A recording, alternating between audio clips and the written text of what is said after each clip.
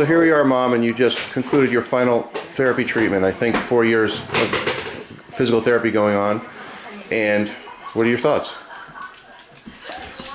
Endings and beginnings are usually very difficult. And as we continue with life, we seem to have more and more beginnings and endings. Now today, I've just had another ending with this woman who I was not real fond of when I first met her. And then as I gave her a chance to help me, she went above and beyond the call of duty, and now I just cannot believe how much she got me to do because of her way of, you will do this, it's not negotiable, and that's basically her whole attitude. And I think that there are very few people who are that dogmatic with life in general, because usually most people really don't care. You know, you want to do something, go ahead and do it, but it's nothing off their back. Where with people like her, she takes it personally, that if she can't get a person to do what they need to do, she feels really very badly about the situation, that maybe she's just not doing enough. So people do come in and out of our lives all the time, and here's another situation where another wonderful person has just left the house, and like she just said, we'll probably meet either shopping or whatever, because she doesn't live too far from here, she said. So, and I guess life goes on. That's well said. And maybe we could do a short interview, if that's all right. Can I ask you some questions? Of course. To delve into the psyche of Dale Liebman, and then anything, of course, that you don't want to answer, simply plead the fifth. So, tell us about the art of the deal. When going shopping for retail with Dale, let us in on that process. First of all, we have to understand how much we want something. It's not always everything that we look at and we say we want. However, there are a handful of things that we say, gee, our life would be better if that whatever would be in our lives. So now we're where we should be in deciding what it is that we want. And now we have to work out, how do we get this without really paying retail? We have a saying in this house, quote, never pay retail, end quote. And if we can follow through with that thought, well, that's pretty good. The other situation that I've learned is people who negotiate, you have to have a win-win on both sides. If you are the winner and the other person is the loser, then it's a lose situation. Both parties must walk away winning, and then it's the right thing.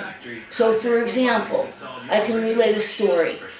A few years ago, Hollis happened to be here, and there was a toy in Walmart. I think. Yeah. And Hollis really wanted this particular, whatever it was. Notice how I remember. It was Optimus Prime, and it's still unopened in my office and sealed, and it's pristine quality. And so Hollis came over to me and he said, I just feel really bad. I want this, I want this, I want this. And you could see on Hollis's expression that he really wanted it. So it wasn't a negotiable item. He really wanted it, and it was more of a need at that point than a want. So I said, okay, how may I help you? And he said, well, I was unable, meaning him, was unable to get any money off of it at all. And he said that it was the last one on the shelf, and that there was a little, something, a mark on the box or something. And he walked over to one of the salespeople and he had asked for some money off, and unfortunately they told Hollis no. So then when Hollis walked over to me, he says, can you do something? Now here's the way we do things when we really want to negotiate. First, you never want to negotiate when there's a lot of people around. This should be between you and the person you're negotiating with. Because if there's people around and the people are hearing you that you want money off, you're going to get a no as an answer. Because you're now talking about someone's job, and perhaps they might, let's just say, get in trouble for whatever reason. But the learning thing in this position is make sure there's no one around. So now, here I am, by myself and the person in authority that could help me get a little bit of money off Optimus Prime. And I walked over, no one was around, and I said, I'm wondering if you could help me, in a very pathetic voice and a very pathetic expression. And she said, why, certainly, what can I do for you? In also a very nice way. And I said, well, I know that my son would just love this.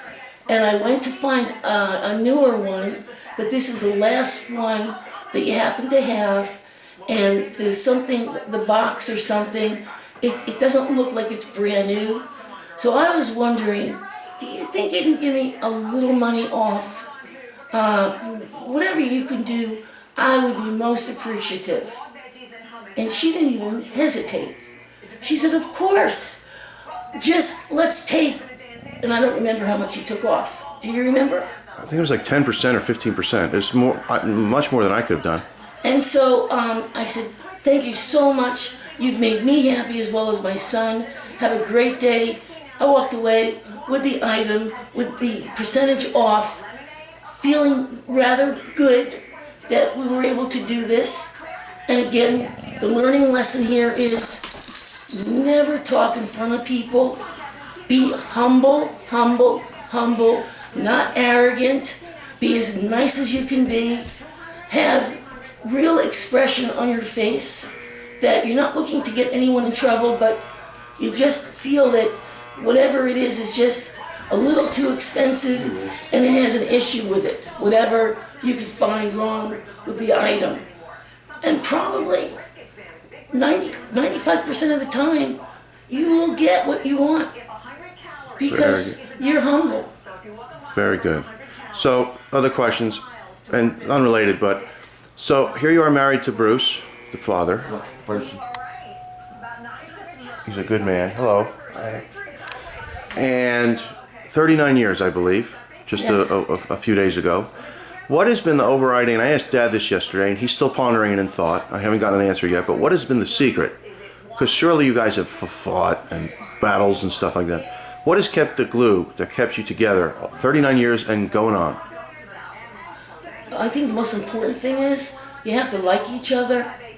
I know that I want to spend every year I have with Bruce because he's always watching my back. Now, he's not been given the gift of gab. He's not been given the art of communication.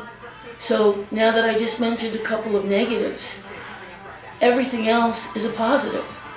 He always has my back. And to me, that's really what it's about. You know, the caring and the love. And I have to say that I've never really gotten a definitive no when the mama really wanted something. Maybe I didn't get it that specific second, but Dad's always been just really great to me. And I've always appreciated everything that Dad brought to the table. And you're right, there's always been times where we have had some knockout fights. And I mean, the best thing I can remember is Dad was so angry at me, he put his hand right through the wall, and I wrote when Dad left the room, Dad did this, or Bruce did this. Bruce did this. And when Dad saw that, he was so angry. I smell farts. Someone did. Oh, it's probably the dog. Oh, it's terrible. So anyway, basically, that you have to like each other before the lust goes away, because it will, and then you're left with each other. Well said, Mom. And describe for us, if you even believe this fits you, OCD. What does that mean to you? And if you do have it, or how do you deal with it? What is that about? OCD has become a very, very familiar situation. I know that my specific OCD came from my mother. She should rest in peace. Only difference was that my mother had OCD in the opposite way. You were not allowed to touch any papers. If papers were in a high stack, leaning over on the counter, that's the way they were going to stay. So me, being OCD in the opposite way, I would want nothing on the counter. I would want everything nice and very neat. And with my mother, again, she was not the most clean person. It just wasn't important to her. And unfortunately, she suffered from OCD really very badly, very, very badly. And when I started reading up on it, and when I started learning about OCD and how difficult it really is for many people who suffer from it, it is something to suffer from, because nobody really wants to be OCD. But for me personally, I do need to walk into a home and I need everything to be put away. If something needs to be hung up, it should be hung up. And one day I realized that by me getting a housekeeper, it really wasn't for the family. They didn't care if the house is filthy or immaculate. I was the one that cared. I was the one that wanted it neat and nice and beautiful. And at that point, I hired a housekeeper who gave me the pleasure when I would come home from a hard day's work, and I would see just everything all put away. As long as Daddy wasn't home yet, everything was immaculate. And again, OCD is a tough thing to go through life with, and it depends on how much OCD a single person can have. And again, anyone that suffers from it does not wish to suffer from OCD. What do you like most about yourself? Well, that's a hard question for me to answer, because I don't know. I don't know. I am who I am. I love people. I love so much about the world. And then I listen to the news and I just get so upset by just hearing everything that's going on in our world. And it just breaks my heart. So let's hope that things get better for everybody, because again, right now, we are living in tough times. We are. What do you dislike about yourself? I've never been able to lose weight. I was thin for 5 minutes once upon a time in my life, and it was a great feeling, and I loved it. And then I just could not continue to keep it off. And everything else in my life that I've had an issue with, I went and went through it, and I got over it, and I did what I had to do. I never had money, but that never really bothered me, because I knew as long as I could go and earn it and save what I needed to save, I was going to be okay, because I knew that I wanted to travel. I knew that I wanted my own apartment in Manhattan. I mean, there are certain things in my life that I was not willing to give up. And I went ahead and did it, as difficult as it might have been. So again, negative, being thin. I find it hard to talk to people who can wear a belt. I overlook. It's not their fault. But What can I say? What is your favorite word? There's a lot of favorite words. Communication is an art, so you really need to know the correct word to use in the correct situation. So you can't always use the same word. What's your least favorite word? No. Describe for us the relationship you have with your parents, if you'd like to go into that. Well, I was Daddy's little girl, and he was a really fine gentleman, very, very brilliant. He was where he worked for the government. He worked on Telstar, which was the first in the sky. What would you call Telstar, Bruce? Well, whatever Telstar was, you really had to be brilliant to be able to work on that. And I was just very proud of him, and he had gone to NYU. And of course, in those years, most people didn't go to college. And unfortunately, when he was 17/18, he had lost both his parents. And he was the youngest of his siblings. And they really didn't treat him well. And so he didn't have an easy life, but he was just a grand guy. He had a great attitude about life itself, and he was just always happy. And he just died way too young, and I've never forgiven him for leaving us. He had some nerve to leave us. The phone. Do we need to get that? Was there something else you would ask me? That was my dad. And your mom? My mom, many books have been written about mother-daughter relationships, and I unfortunately I was never given the luxury of having a wonderful relationship with my mom. We just never got along, never. Some of my friends told me that she seemed jealous of me because if I wanted to do something, nothing got in my way. Whereas she didn't have my get up and go. And so I guess that would make somebody a little jealous. But unfortunately, as much as I tried, it just never worked.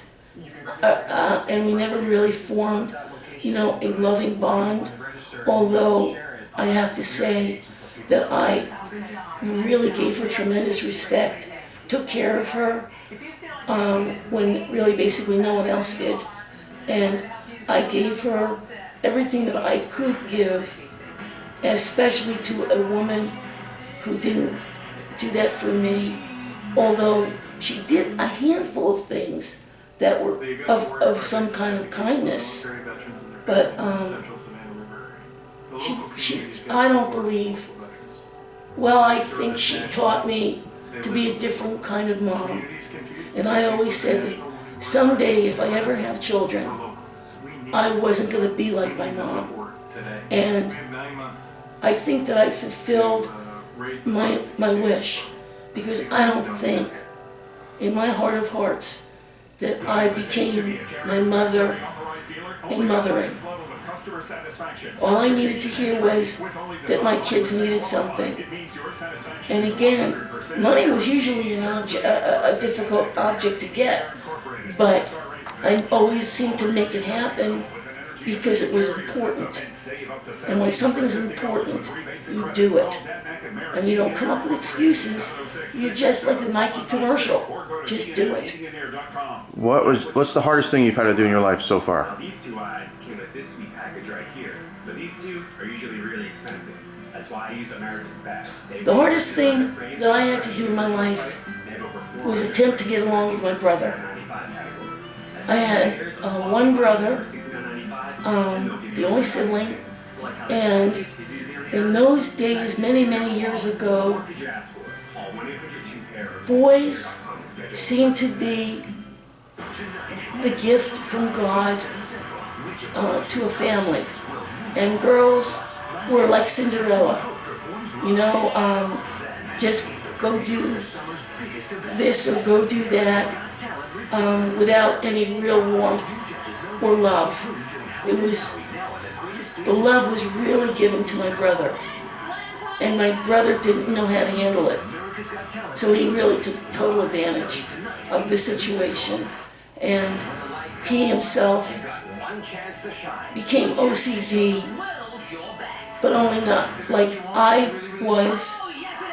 He became OCD like my mother was. So he didn't have the wherewithal to make everything pretty. He married the wrong person, and if he would have married someone different, I think it would have been a lot different. But unfortunately, they had 3 children, and 3 out of 3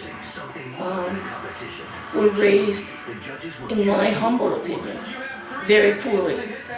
And to this day, it breaks my heart.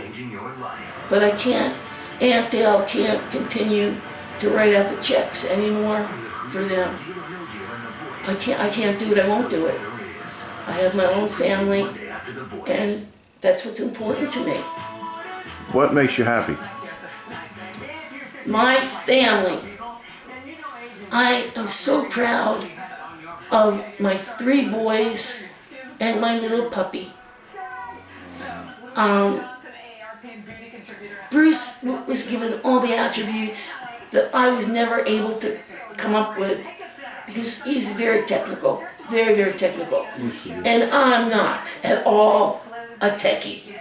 And so on my last job, if it wasn't for the brewmeister, I don't know what I and my partner would have done, because we didn't know anything about Unix, and Daddy is a guru on that, all that. So very proud of Dad.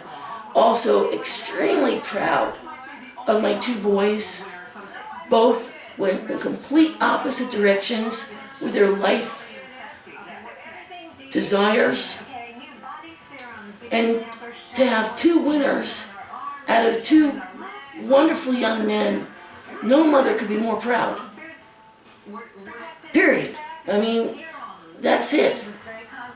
I mean, here, Hollis, brought me 2 more books, and Hollis's name's on the front cover. I mean, my goodness, how proud can a mother be just with that? And to mention the father and the mother's names in one of the books. Wow. And of course, my favorite movie in the whole world. Nobody puts baby in a corner while I'm around. I got one with Blu-ray. Is that what Blu-ray, yeah. Blu-ray. And so thank you very much. I really My appreciate pleasure. it. Least I could do. And Marshall is brilliant. He is brilliant in math. He has taken classes that I cannot pronounce the name of the classes. He has been voted to be president of the school that he attends. He has received a couple of awards, national awards, for just overachieving his math skills. So pretty good for two boys to do so well. Wow, how much more proud can a mother be? And in closing, is there anything that you'd like to say or share, or anything, any questions that I didn't ask, or anything that you'd like to say? When opportunity knocks, open the door. My mother, Grandma Claire, she really taught me that. She did.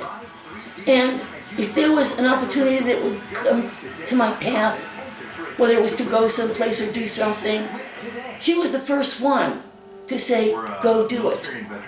And I think, unfortunately, so many people choose the easy way out of life and do nothing. And how sad. I mean, there are so many people here that have never left the state. Never left the state. How sad not to see the world. So, anyway, I think that answers that question. Thank you. And lastly, can you sing us a jingle? One of your favorite jingles? No. No jingle? What do they used to play at the movies when we went? Let's all go to the kitchen. Let's all go to the kitchen. Let's all go to the kitchen and give ourselves a treat. Thank you. Right.